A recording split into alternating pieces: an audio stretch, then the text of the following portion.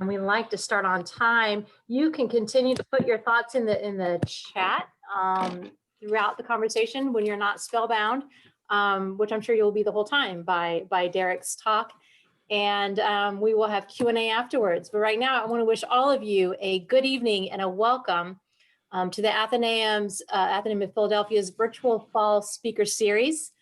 We are a home for those who love books and architecture, the marvels of living in a culturally and historically rich and diverse and literate city, and the opportunity to grow and learn together as a community of learners and questioners, of scholars and dabblers. Like all of our cultural institutions during this pandemic, we hope to bring you a sense of wonder that you find, this very sense of wonder, in fact, that you find engaging with our collections in our library, our program and beautiful space, not only by your visits as you're able to the Athenaeum, but also through online programming that whets your appetite for critical thinking, for joy and hope. At this point, I wanted to let you know, because we are in this webinar, we cannot take people, raising your hands and asking questions, but you can at any time during the program put a question into the Q&A, and when Derick is done with his talk, we will, I'll moderate those questions so we can hopefully have a lively conversation when we are done.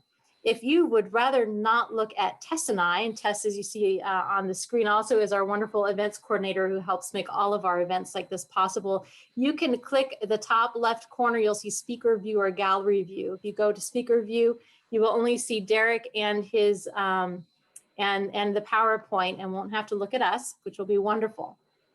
At this point, I would love to welcome our guest. We had been looking forward to this talk happening in person, but we're so grateful to Derick for talking with us anyway from the Marianne Moore room. As many of you know, Derick Dreher is the John C. Haas Director of the Rosenbach, where he has been as the director since 1998. He is a scholar and a parent who admits that his family succumbed to the, like our family, to the pandemic pet trend with the recent addition of a pet bunny for his 9-year-old. Derick is also a good friend and a partner to the Athenaeum and other organizations and leaders of those organizations here in Philadelphia. He was one of the first to reach out and greet me a little over a year ago when I started at the Athenaeum, and I so appreciate that warmth of welcome to this community. With an MA in the history of art from Yale and a summa cum laude graduate at Princeton, he is a Fulbright scholar who did research on graphic arts of the Renaissance in Germany. And Dreher brings a special lens to the magnificent collection at the Rosenbach, which, as its website announces, quote, creates programs and exhibitions inspired by a collection of nearly 400,000 rare books, manuscripts, and fine and decorative arts objects, including some of the best known literary and historical objects in the world. The Rosenbach's programs, from reading courses to literary cocktail parties, serve people from around the corner and around the globe. Like the Athenaeum and so many of our sister institutions here in Philadelphia and around the globe, the Rosenbach has a challenge of becoming more than a collection, of being a living and relevant institution that ignites intellectual engagement and joy and wonder among all who experience it. So tonight, Derick will share with us the journey he and his staff and board of Rosenbach have taken to turn a collection into a cultural jewel of our city. So I invite you to join me virtually, clapping to welcome Derick Dreher. Lift those cocktails up and let's sit back and enjoy a wonderful talk from Derick. Thank you, Derick.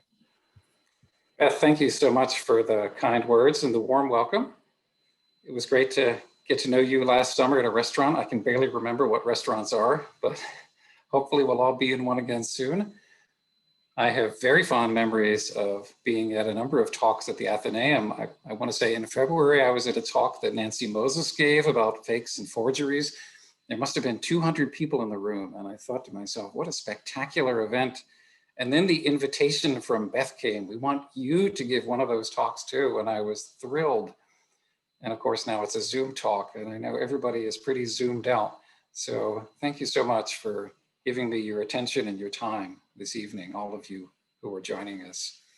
I want to talk to you about how the Rosenbach has changed. It's been a shift that has been very profound. It's one that started at least 10 years ago and has taken some time. It's also been one that started a few months ago and has gone very quickly. The Rosenbach, in short, has always been one of Philadelphia's great collections of great rare books, but it has now become a place of great experiences. And there's an important shift in the way I describe things there. The one is passive. It's a place where there's a collection. You go, you look at it, you stare in admiration, you check it off your bucket list, and you're done. And the other is a place that engages you, asks you to get involved, wants you to come back, and tries to vary the experience from time to time. Our shift towards the engaging experience came around 2012, 2013, when we began partnering with the Free Library of Philadelphia, which is now our formal sister institution.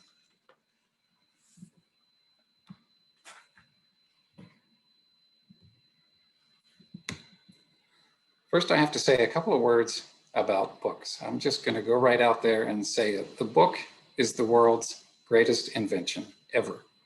The book is a bearer of knowledge and history and literature and joy that goes back millennia in all kinds of different forms. It needs no operating system. It needs no Zoom passwords to enter, and there's certainly nobody photobombing or Zoom bombing it. It's always open to the exact spot you need. And when you close it, there's usually something on the spine that tells you what it is. So it identifies itself. And then that same binding protects it. So when you put it on a shelf, it's kept away from light and bugs and water. And those are really the only enemies that books have. Unless, of course, your book is made with wood pulp. But let's set that aside. If you have an old book, predates 1837, it's made with cotton and linen, or it's made with vellum, a kind of animal skin. There are books in our collection that are over 600 years old, and they should last another 600 years easily with a little bit of care. The plain binding on the book you're looking at here hides the fact that this is one of the world's rarest and most valuable books. Here it is again. This is the Bay Psalm book, as it's known. It was printed in 1640 for the Massachusetts Bay Colony Puritans. It's the first book printed in what's now the United States. There were 1,700 copies printed. There are 11 that survive. Now, why is that so? Because the Puritans wanted this book of Psalms to take to church. They wanted to be able to read and sing from it, even more so, every single day. And those books simply got loved to death and fell apart. So now there's 11, and this is the Philadelphia copy, which is housed at the Rosenbach. The Puritans, by the way, had a lot of firsts with this book. It's the first instance of Hebrew type in the Western Hemisphere. It's the first instance of retranslating Psalms and ignoring the King James Bible and all the other versions promulgated by English kings. You probably can't see in this slide, but I have it open very gently to Psalm 23, which is such a familiar psalm to so many people. The Puritans retranslated all of the Psalms so they could sing them more easily. They made them rhyming. So this one reads in part, "The Lord to me a shepherd is, want therefore shall not I. He in the folds of tender grass doth cause me down to lie." So it's a pretty memorable translation. This is a book that guarantees press. There are relatively few books that do that. Here I am in a kind of blurry photo being interviewed by Action News in 2014. What had I done to deserve this honor? I put the Bay Psalm book on display next to another Bay Psalm book. Sotheby's was selling a copy of the Bay Psalm book in 2014. There had never been an exhibition of two copies of the Bay Psalm book together. So we set a world record with that little exhibition. Sotheby's then went on to set another world record by selling their copy for $14 million. Our founder, Dr. Rosenbach, paid $700 for his. So got a slightly better deal on it, though that wasn't nothing back in 1930. This book will even attract crowds. When we had the two books on display, and you can see them faintly in the dim light there, We opened up our building free for a couple of days to let people come and see, and people young and old and from all different backgrounds came to gawk at this book, including a lot of people that probably wouldn't have come to see a rare book under any other circumstance. That's what this book could do. The problem is, most books can't activate themselves. They can't attract a crowd. They won't make headlines. So what do you do with all the rest of the books, or even with the Bay Psalm book itself? Well, in the case of the Bay Psalm book, one of my colleagues at the Free Library said, you know, this is a book that's about singing ultimately. So why don't we create a program where we invite a group in to sing some of the Psalms in the Bay Psalm book and bring that book to life in a way other than just saying, there it is in a case, please be quiet, the lights are dim, it's very valuable.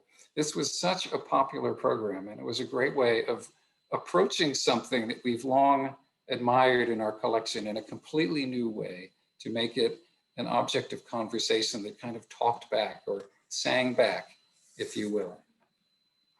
In other words, books need to be opened to be experienced. It's very unsatisfying for people to go on a tour and look at books behind glass doors and be told, these books are very old, these books are very rare, these books are very valuable.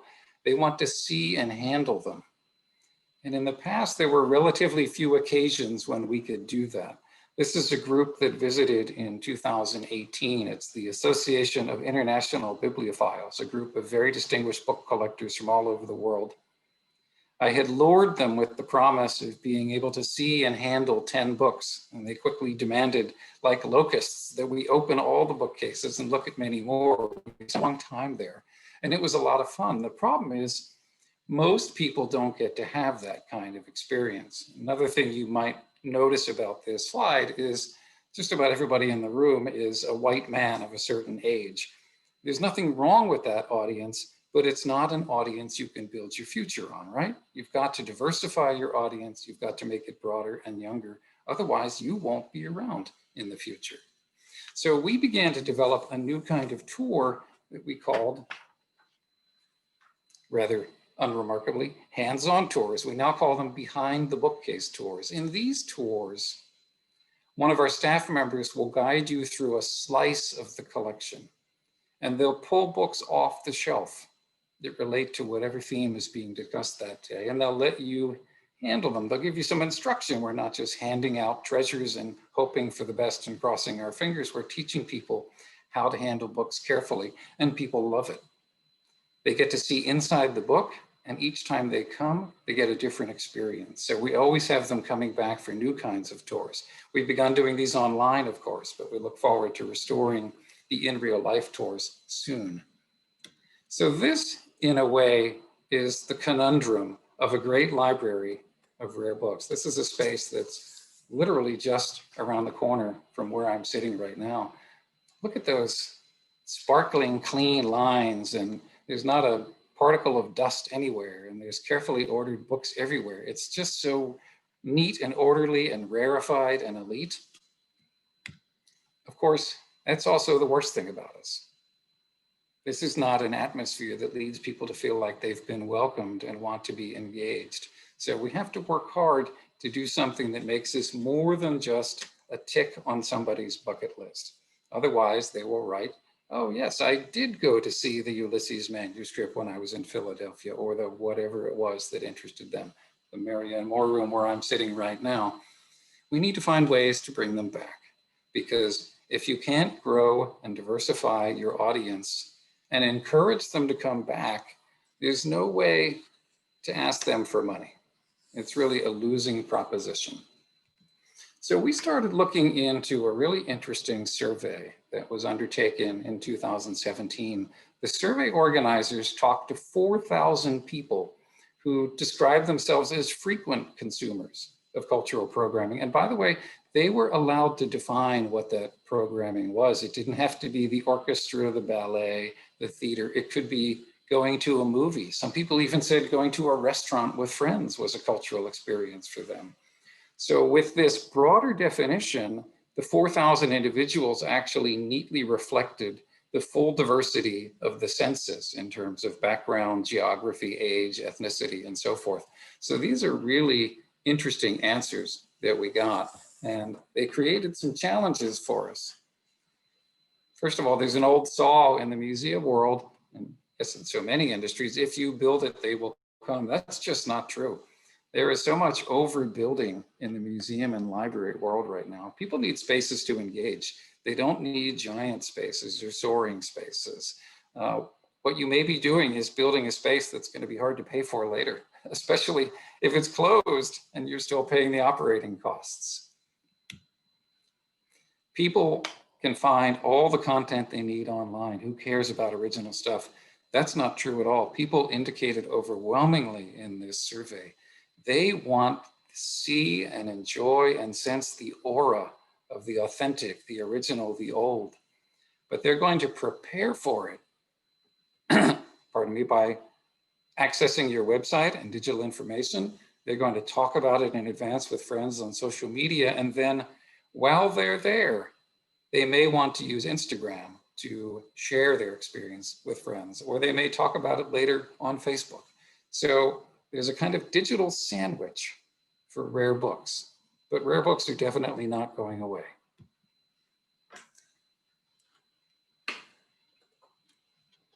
There's another mistaken assumption that millennials and other younger people don't go to cultural events anymore. They certainly do. They're just averse to subscriptions. And in fact, many of us today don't feel like signing up for 9 months of orchestra or 6 months of ballet. We feel like going on Friday if we're in a good mood and the weather is nice and our friends are going. So that's created another challenge for us. People also make the mistake of assuming that they're already so well loved. There's really nothing they need to do. So let's talk about brand loyalty for a moment. A brand is quite simply the promise of an experience. When you think about opening a can of Coca-Cola, you know what it's going to taste like. When you think about going to your favorite restaurant, you know what it's going to be like. People inevitably connect something with museums in their minds that they find is not mirrored by the reality when they get there. So they don't trust museums and libraries. In fact, in the rankings, we were right down there with airlines. So that gives us all a little pause. And then finally, there are those who lack humility and say, listen, maybe others need to change, but not us. We're doing everything right. And these survey respondents overwhelmingly said, if the experience is not changing, they're not going to come back. So this is a huge challenge for us, because any of us who has a gallery that's got a permanent art or history installation, anyone who has a period room is now confronted with the idea that people may not want to see it twice unless they can experience it in a very different way. So what you're faced with doing is trying to figure out how to move forward and change and become new without ruining everything and losing everything you love already. So this is something that I think the novelist, the Italian novelist Lampedusa put best in his novel, The Leopard. He said, for things to remain the same, everything must change. So we at the Rosenbach found ourselves at one of those inflection points around 2011, 12. We had new board leadership. We had a new strategic plan we were beginning to draft. We went through some very difficult years after the recession. We decided it's not enough to roll up your sleeves and say, well, you know what, we're going to try harder next year. We've been trying hard for a long time. And at some point, if it didn't work 9 times, why are you going to try the same thing the 10th? So our board chair at the time had what was really a simple but also brilliant idea. Go find a partner who wants to do the same thing you do, because you'll be able to do it better together.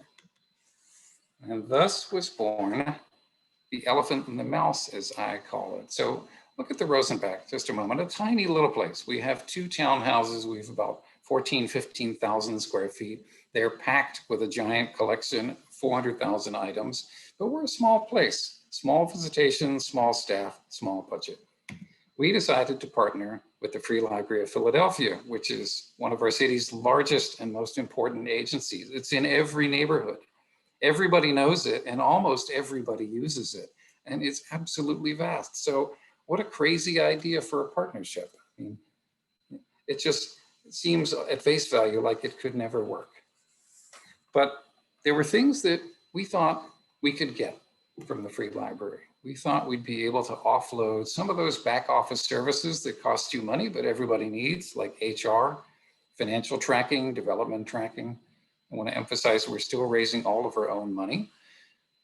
We wanted to reduce the burden of doing everything yourself. When you're a tiny little place, the director, someone like me, ends up trying to pretend they're also the HR manager and the facilities planner and all kinds of other things. And that's just a fiction. It always is. And we hoped that by using, I'll call it the megaphone or the platform of the Free Library, we could get increased visibility and visitation. But what did the Free Library want? The Free Library was intrigued by this tiny little place that didn't have enough transactions as they saw it. And the Free Library had more transactions than they could possibly count. But they liked the way that visitors to the Rosenbach became sticky. They experienced some kind of transformation. It made them want to come back. We had educators, we had curators who were producing programs that were bringing collections to life. And the Free Library really wanted to own humanities programming in Philadelphia. They wanted to do with books the same thing we were doing with books, just on a much bigger scale. And then not least, there was the cachet of this, I'll say it again, this elite library of rare books that had been built by one of the great dealers and collectors of American history, Dr. Rosenbach, who had been on the Free Library board for nearly 30 years and had actually formed their rare book department. So we had more or less the same goals. We had some shared history. And let's look at our missions for a minute. The Rosenbach is all about learning and curiosity that comes out of our collections. So we try to use the collections as a springboard for engaging activities. Free Library is basically saying the same thing: literacy, learning, and curiosity. So we had the same goals, the same mission, and lots of shared history. And we said, let's give it a try and see what happens. Now, the Free Library felt very strongly as we joined this formal partnership that the Rosenbach wasn't spending enough time or enough money on programs. And we cheerfully pointed out, yes, but we don't have money for those kinds of things. And they said, well, you simply got to go out and raise it. And it was surprising once we told our donors, we're going to be partnering with another institution so that we can create more programming, how willing they were to provide large sums quickly. So we raised about $3 million, which was meant to enable us to ramp up our programming and our staff for programming over the course of 5 years. Let's take a look to see how that played out. Bloomsday has long been a signature program at the Rosenbach. We read selections from James Joyce's Ulysses, the great novel about everything and nothing, the manuscript for which has been located at the Rosenbach since 1924, 2 years after its publication. And we used to attract hundreds of people to these readings. We thought that was pretty good. The Free Library pushed us. Well, what about adding a beer garden? What about adding another location? What about adding live streaming and other aspects? And we built it to 2,000 people in the past couple of years. So it's become a much bigger event. And we love it. It's become an experience that everybody wants to go to, and not just Ulysses lovers. Although, of course, we're in the habit of thinking that everybody is or should be a Ulysses lover. And then we figured one big book's not enough. If we're the big book people, we got to start tackling some other things in our collection. We have one of the great Herman Melville collections of the world. So we said, well, let's read Moby Dick. We started small with an afternoon of readings, but then we did 2 years of a marathon over 24 hours, held at the Independent Seaport Museum. We had big crowds at the beginning. As you can imagine, it thinned somewhat overnight. For anyone who knows the book well, there's that chapter, Cetology, where Melville tells you everything you need to know about a whale's biology and then some. We tried to place that chapter deep in the middle of the night, but there were a couple of people who stayed the whole night. When I came back the next morning, I was stunned to see that there were 2 people who received a certificate for staying with us and reading with us for 24 hours straight. So we made a big reading, not a passive watching thing, but a get involved, be engaged, never forget the experience thing. And it was tons of fun to do that.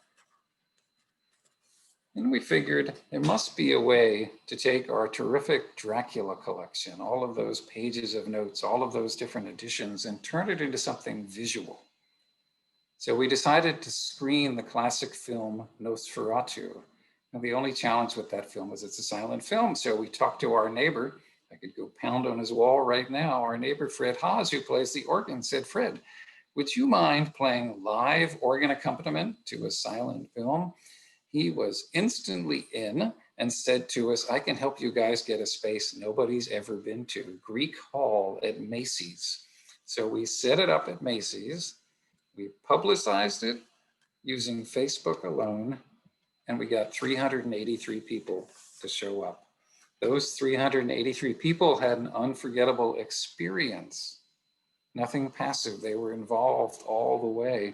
And by the way, they also paid money, so we made some nice money off that event. And then Biblio Cocktails. Here's a snapshot from one of those. The fellow in the middle with the long beard is our manager of programs, Ed Pettit. We like to say he only looks like he's from the 19th century, but he's a Dickens expert. He's also the Philly Poe guy. 19th century literature is Ed's strength, and it's one of the great strengths of the Rosenbach. So we've been working our way through a lot of 19th century literature, but also through more modern things and through older things like Shakespeare and through all kinds of diverse texts to bring people in to talk about books. It's a literary themed cocktail party with Quizzo style questions, and it's become great fun. Performances. I alluded to a performance of the Bay Songbook earlier. This is our board member, former Poet Laureate of Philadelphia, Yolanda Wisher. She created a series of rent parties a couple of years ago. She would delve into our collection, find things that were hiding in plain sight. Or maybe there were things that we knew all about, but she would recontextualize them. She would complicate the narrative of these books and create a performance around them. She and her band would sing and recite poetry. And those events brought us a completely new audience, which we were so glad to have. And eventually she began to fill the room. So we said in February of this year, well, if the room is full, let's open up the rest of the historic house and try to activate that space. So she invited some of her fellow poets to take up quite literally a spot in our historic library or in the vestibule outside our historic dining room and recite poetry and join her as artists in this endeavor. And it was an event unlike any that has ever been done in our historic house, and I suspect in any historic house in this city or elsewhere. Our next step with Yolanda, we're going to bring back the rent parties as soon as we can, but we're also turning a selection of some of her greatest music into actual 45s, which people my age and older will remember well. They're coming back. And finally, here's local poet, singer, novelist Wes Stace giving a performance where he's reading from a selection of his books about libraries. This was literally a room-filling experience, and a room-filling experience for us is about 65, 70 people. It's not very big, but wow, is it wonderful to fill a room with people who feel like they're involved in something instead of merely being told, this book is old, it's rare, it's valuable. So we did it. Big pat on the back, right? We activated the collection. We brought in at least small crowds. We're doing all kinds of new things with our historic spaces. Our audience is growing younger and more diverse. Our revenues are growing. What's not to like? Well, of course, that came along. And that kind of ruined our day and it ruined everybody's day. And I don't want to make light of it. I know it has ruined many, many lives. It has cost many jobs. It has savaged entire industries, and it's obviously not over yet.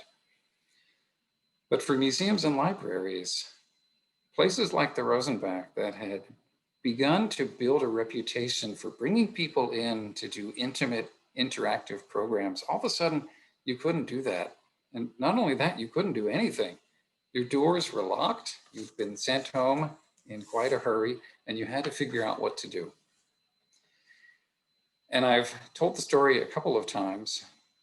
Something I'll never forget. We had a meeting of our board of directors about 2 weeks before the lockdown. And one of the directors asked us about our progress in developing online courses. And we said, well, we've done some experiments, but there's really not very much progress yet. It's going to take us at least a year before we're ready to do that. We're going to need tens of thousands of dollars. And they basically said, oh, well, that's too bad because we'd like to grow the audience, but we'll talk about it in a few months. Well, 2 weeks later, all of us, and I mean all of us, were at home trying to figure out what to do. And we decided we have no choice but to migrate all of our in-person reading courses. There were 5 of them online, and we did so. We joked about this in the early weeks as being MVP, minimally viable product, because nobody knew how to use Zoom. Most people didn't even know what it was, let alone be able to figure out the virtual backgrounds and other things. But somehow it worked. We were at least trying to engage our audiences, and that gave us some ideas. Let's engage our audiences with the things we do best. So this is a snapshot from our website. Around April, mid-April, we were looking forward to Bloomsday, which is always June 16, and we realized, like as not, we're not going to be able to have Bloomsday in person, of course. Looking in hindsight, that is obvious, but we weren't quite sure in April. We said, well, let's start drawing attention to Bloomsday online by putting little videos up of people reading the book. I'm going to have bite-sized shots of it. So we started doing this. We asked friends and individuals and members and teachers and others to spend 5 to 7 minutes reading a passage, recording it with their iPhone, their computer, whatever, and we'd upload it. Every day at noon, a new passage went up. And within a few weeks, helped in part by people like Paul Muldoon, who you see in this slide, it's a very big name, we had over 900 people following us every single day, consuming this giant book in bite-sized chunks. And then when it came time to have the actual Bloomsday on June 16, of course we were sad that we couldn't be there sitting in a beer garden on Delancey Place, sharing a physical space with others. But instead of 2,000 people joining us on Delancey Place, we had 8,000 people join us. And they joined us from Buffalo, New York, and Dublin, and Texas, and places all over the world. It was our largest audience ever. So we realized we're never going fully back to the old way of doing things. We want to do things in person. We very much want to see and engage our members and supporters. But the digital is here to stay. That audience growth is hugely important to us. And it's removed some barriers as well. You used to think about, well, why would I become a member of the Rosenbach? I live 500 miles away. I can't go there and benefit from it. Well, now you can. So we started creating more programs. We created a webinar, which we premiered on May 3, and that focused on Dracula. Dracula is an epistolary novel. It's a series of letters that go back and forth between the main characters, and it begins on May 3. So we said, well, on May 3, we're going to have a talk about Dracula. That's what we're going to do. Ed Pettit, you saw earlier, signed up to lead it, and he has engaged a host of other leaders from around the world. These are the Sheffield Gothic ladies who join us from England every couple of weeks. It has become a rollicking 2-hour chat every Sunday afternoon, and they will finish after 27 weeks in November, which is, of course, I think it's November 7th. I can't remember the exact day, but it's the day on which Dracula ends. So it was the perfect book to delve into. We have had 90 to 100 readers and participants on average join this program every week. It's a free program. It's a way of widening our circle as much as possible and bringing people in from all over the place. But a number of them, about 50 of them so far, have been convinced to become members of the Rosenbach as well, which is terrific. So we got a letter from, I want to say somewhere in Wisconsin. A woman sent us literally a $10 check and a thank you note and said how much she was enjoying the program. That's not money that's going to balance our budget, but I never would have gotten a gift from Wisconsin before. And now we have a way of bringing those in. So we've brought in an international and a growing audience. And these people, to call them passionate would be a gross understatement. I see the chat flashing up in our Zoom box on occasion, and I know you're adding questions here and there. The chat in Sundays with Dracula immediately shows the maximum number, 99 plus, literally within a minute. And these people will chat back and forth hundreds of times. So we've added a second Dracula program on Mondays that they have to pay to join, but they've started doing it because they want to chat more. So we've unleashed something which is wild and wonderful. And I've got news for you. We're going to unleash more. When Dracula ends, Frankenstein's going to be up next. We're going to be reading Toni Morrison's The Bluest Eye in the spring. We have all kinds of books we want to read in interactive ways, and we're using them as ways of engaging people, whether on-site or off-site, in a way that makes them want to come back and support the Rosenbach. And the best thing about it is we're being absolutely true to our mission, and we're having fun. So that's a story of what we've been doing over the past couple of years and what we've done in the past couple of months. I could go on and on much longer and tell you about walking tours and reading courses and virtual tours online, but I think that'd be testing your patience more than I want to do this evening. So let me thank you instead for joining us this evening.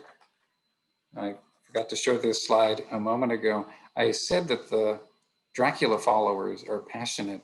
These are examples of original Sundays with Dracula art that our listeners and viewers created unbidden and posted on Facebook because they love this so much. So we have created an army of, I guess, an army of the undead, which is out there working for us in the most wonderful way. And who could really ask for more? So in short, it took us, I think, 10 years to figure it out and perfect it. And then the pandemic initially pulled the rug out from under us, but it also quickened a lot of things in other ways. All you really need to do is populate the place by creating engaging programs that make people want to come back. And when you do that, they also want to support you.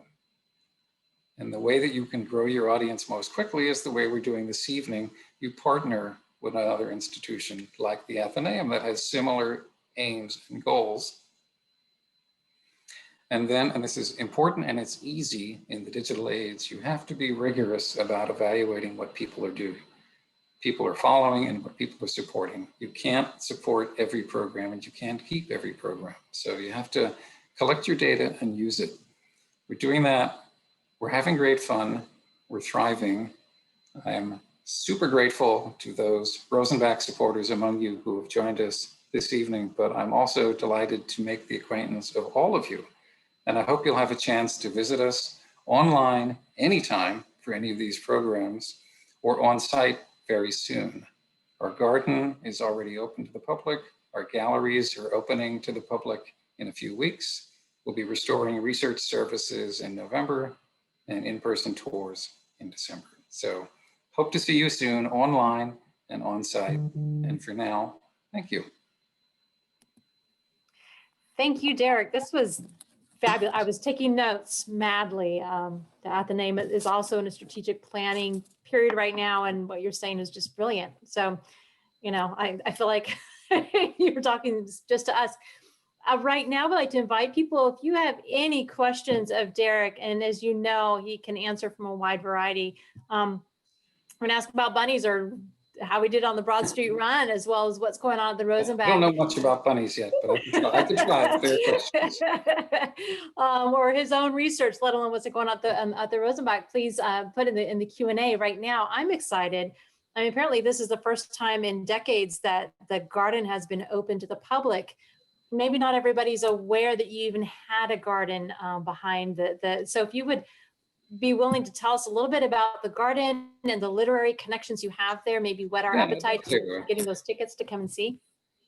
We've had a garden since the house was here. This block of Delancey Place was built on spec by developers in the 1860s.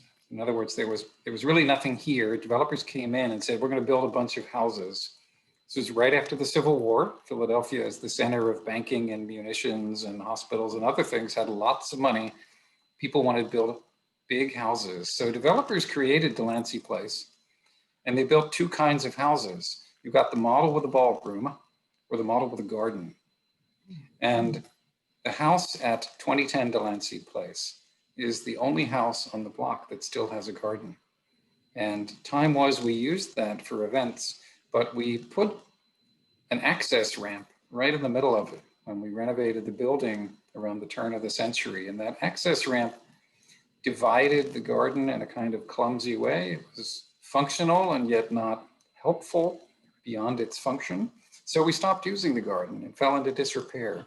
And we had a hugely ambitious plan to raise a giant sum of money and make something entirely new out of the garden. And the pandemic made us realize we can't wait until the situation is perfect. If we have something that we think is good, let's move forward. A couple of my colleagues, our facilities manager and our educator, chief among them, said, you know, really for a very small amount of money, we could clean up the garden and put plantings in it that relate to our collection so that it becomes a program space.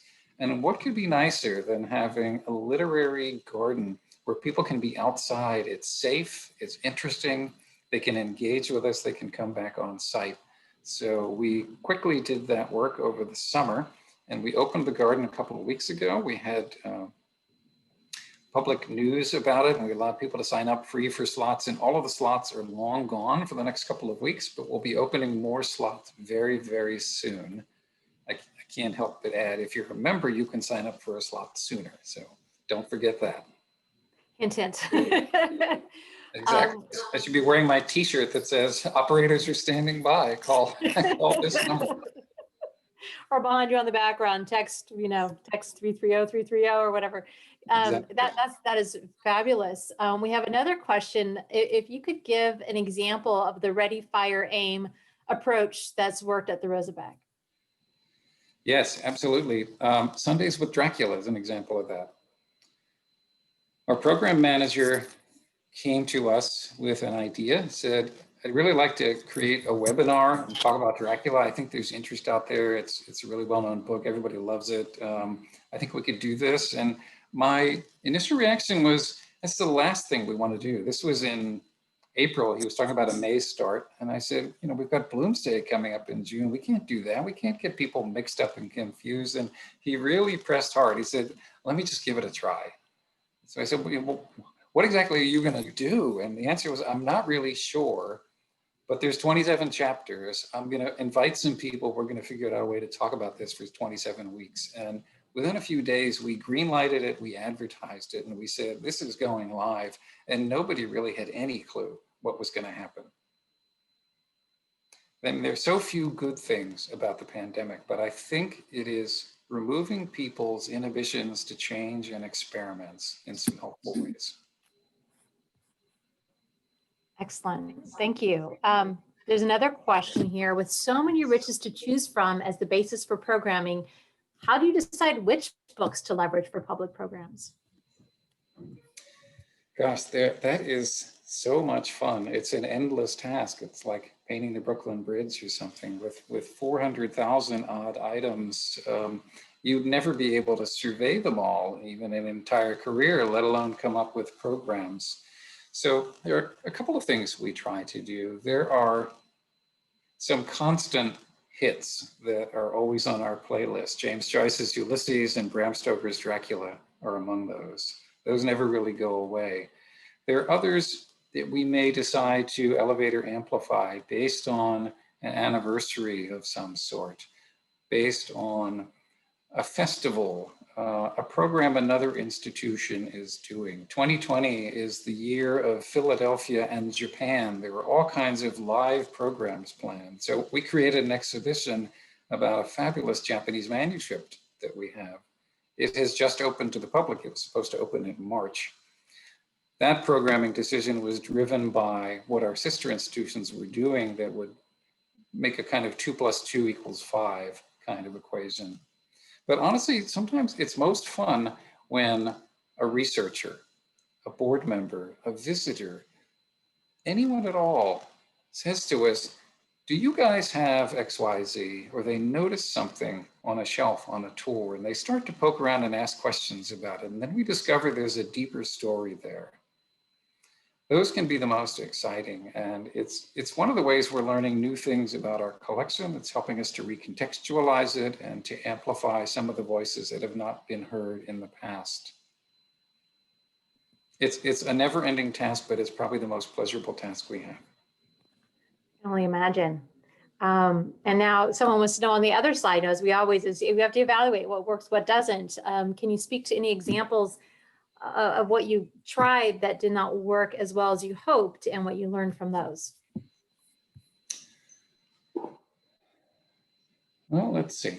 There's certainly things that haven't worked well. There are courses that have not been well subscribed. Trying to give you an example, we offered a Joseph Conrad course some months ago, and it didn't sell well. And Conrad's reputation has come under assault, and there are a lot of questions to ask about Conrad. We had completely planned to reread Conrad and recontextualize him. But it's a course that didn't draw people, and I wonder if that was the reason. We're also noticing, as all of us culture institutions are, your website usage, your program participation online went off the charts in March and April. People were desperate for anything and everything. But then as people got sick of all of this online stuff, you really had to attract them with the best programming, and you had to do it well. That minimally viable product, MVP, was no longer acceptable. Say it as a challenge that we all face, and I know Derick, like I, engaged with many regular Zoom meetings with other institutions in the area or around the country, and we're all facing, like, how do we continue to engage all of you who come on to something like this, and keep you engaged. I'll give you another example of an in real life program. For a number of years, ending about 10 years ago, we used to do a Dracula Parade at Halloween. And we always thought, well, if we march all around town with people wearing different costumes, everybody will come and discover our Dracula collections and they'll want to become members. Well, we certainly got a lot of attention for the parade. It stopped traffic all over Rittenhouse Square. People gawked, people honked, but nobody knew what it was. It never translated into any visitation, let alone support. So we eventually drove a stake through the heart of that program. And so that's long gone. It's a good example of something that was a good idea, but just didn't work. So what do you think was a learning that you pulled from that as you use that as a sort of an example to look at other programming, and some has an idea? What are the questions that you ask coming out of that? One of the most challenging things to do is to get the word out about your programs. So you have to have conversations early on with all of your team, and especially with the marketing people, and ask them, how are we going to share the word about this program? How are we going to reach the target audience? How are we going to reach an expanded audience? There's not always an easy answer to those questions, but if you have no idea and you make scattershot efforts, or worse, no efforts at all, then they're not going to find you. So this is an interesting question. Someone wanted to know, have you been able to leverage this relationship with the Free Library's rare book collection, and have you found synergies there in the work that you're doing as partners? Very much so, and I hope we can continue to do that. So for the record, the Rare Book Department at the Free Library, in fact, all of the special collections at the Free Library are also under my control. So I'm the old book guy for the Free Library and the Rosenbach. That word old is meant to modify book and not guy. Because our founder, Dr. Rosenbach, created in large part the Rare Book Department at the Free Library, it bears his imprint. And yet there are very few duplicates. So I'll give you a couple of examples. The Rosenbach has a collection of Hebrew imprints from the 1460s and 1470s. These are one of the earliest printed books in the world, and they're in Hebrew. No one was collecting those. Dr. Rosenbach did. We have no manuscripts in Hebrew from that era.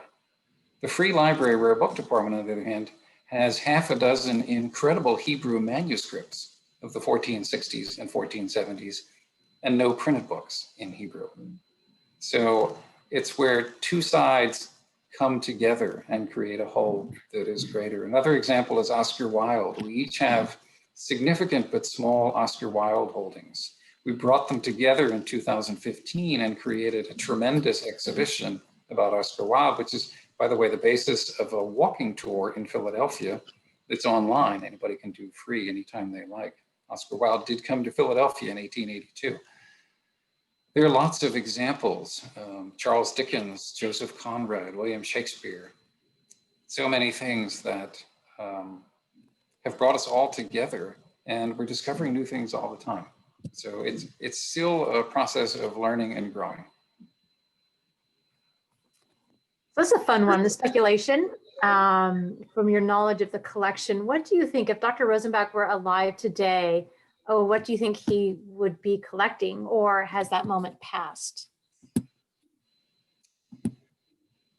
He would definitely still be collecting. He always embraced the new, actually.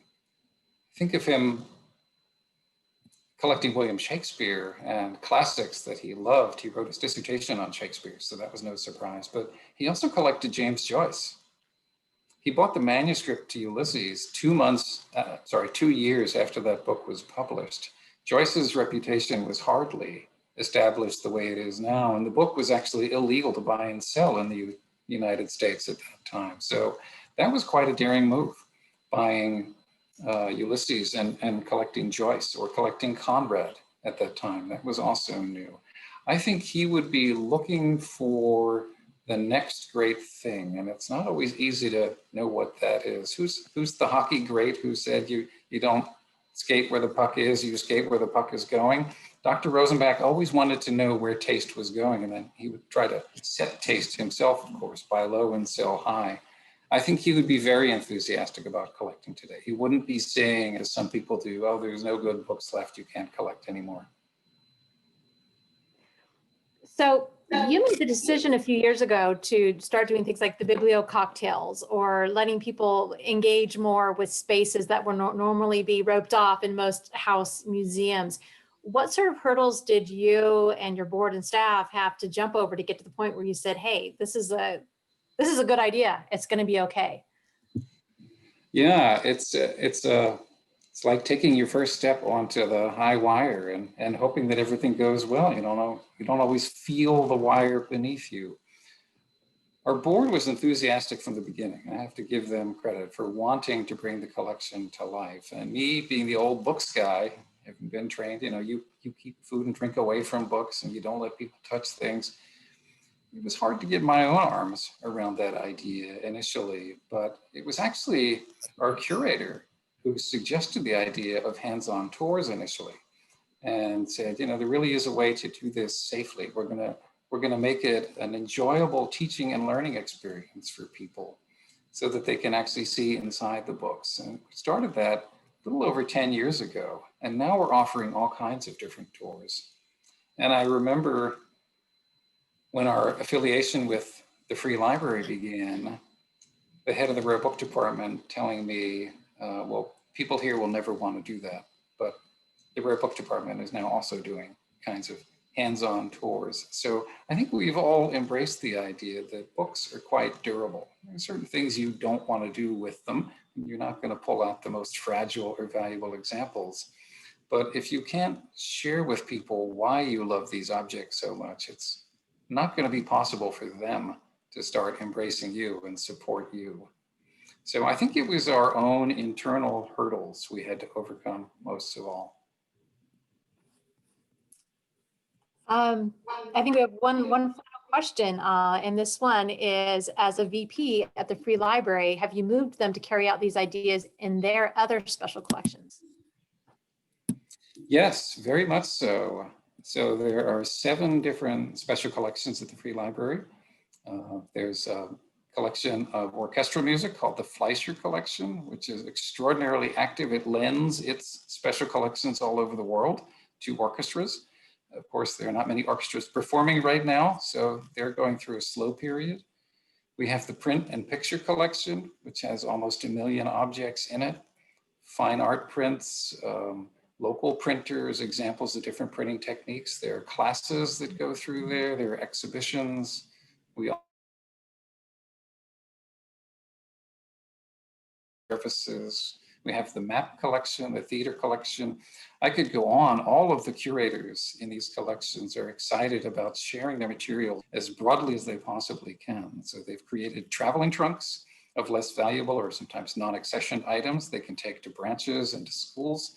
They've created exhibitions, they've created talks and programs. They're doing all kinds of, actually they've created a terrific website, and I wish I could remember the web address for the life of me, but if you go to the Free Library website and look for the Rare Book Department, they've created little games online that are based on special collections, which are really fun. So they're constantly looking for new ways to engage people. Well, one last note here, your board member, Peter, lets you know that sports person you're talking about was Wayne Gretzky. You made that comment. So part of what we my had new production assistant. Part of what we had thought would happen with this is that Derick would speak and then we'd do an Athenaeum tour to the Rosenbach. We can't do that now, but I encourage you all, whether or not you're a member, and if you aren't, to become a member of the Rosenbach. Just I hope if you're not a member of the Athenaeum that you will join us as well. But get one of those time tickets to see the garden, and we will plan as soon as it is safe a tour from the Athenaeum to go over and get one of these tour treasures behind the bookshelf and to explore the garden. I'm having a wonderful experience with Derick and his staff.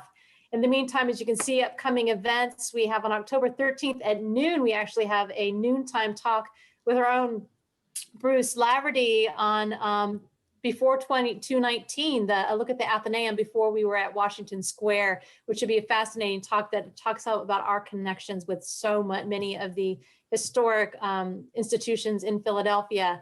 We also have on Tuesday, the 13th evening, Dr. Lindsay Travinsky speaking about her newest book, The Cabinet and Presidential Leadership, talking about George Washington and the early years of the cabinet. And on the evening of Wednesday, 14th, Carly Rollison will be here to talk about his new 2-volume biography on William Faulkner. And we have other programs coming up. Go to Eventbrite on our website and philathenaeum.org, events.html, and register for more of our talks. Go to the Rosenbach and enjoy their wonderful collection. You can subscribe to the Athenaeum for our weekly emails to keep up to date. And we want to thank Derick for just a really fascinating, I mean, I think no matter who you are, if you run an organization or on a board of an organization, just love the Rosenbach or other organizations, your talk has been really fascinating for how you have taken an amazing historical collection and really made it come to life in fun and meaningful ways. So we just heard from someone, I've never been prouder to be both an Athenaeum shareholder and a Rosenbach member and docent. Lots of claps, many thanks are coming in on the chat. Let us all join virtually. I wish you could hear everybody. We had one of the best turnouts, Derick, of people who